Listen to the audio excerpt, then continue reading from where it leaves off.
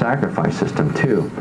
Not that people are doing it today. Some religions, I guess, do offer animal sacrifices, but the idea that God told them to do it is what we're trying to understand here.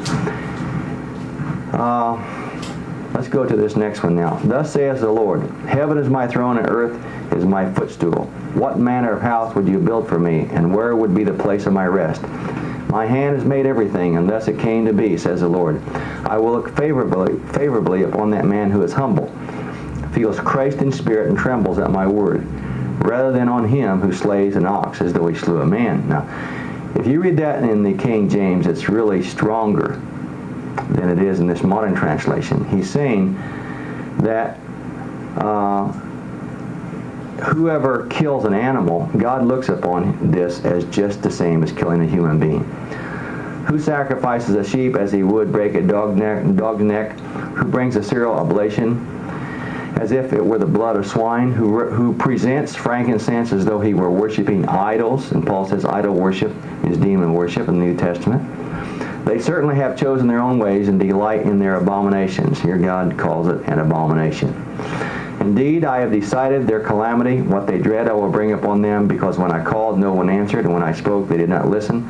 They did what was evil in my eyes, and chose what was displeasing to me. Isaiah 66, 1-4. You ought to read that very carefully, friends, because that was what got Stephen in trouble in the New Testament. You remember the martyr Stephen, chapter 7 of Acts.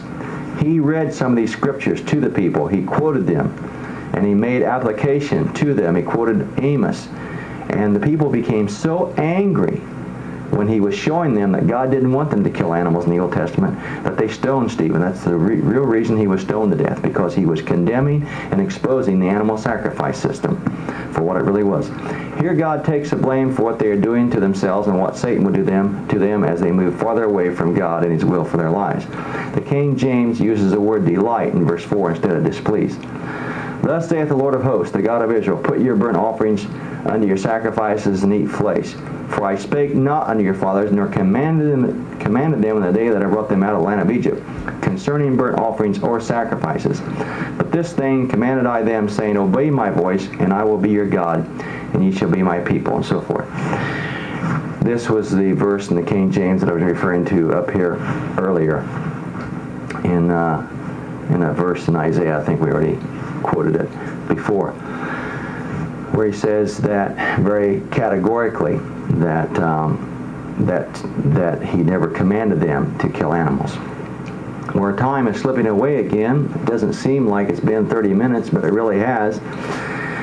And I'm very pleased to have been with you for this short visit on the character of God, especially on the animal sacrifice system of the Old Testament. In these two books that I showed you at the beginning, I deal extensively with these subjects, and I'll be glad to send them out to you free of charge if you write to God's Last Call, Post Office Box 426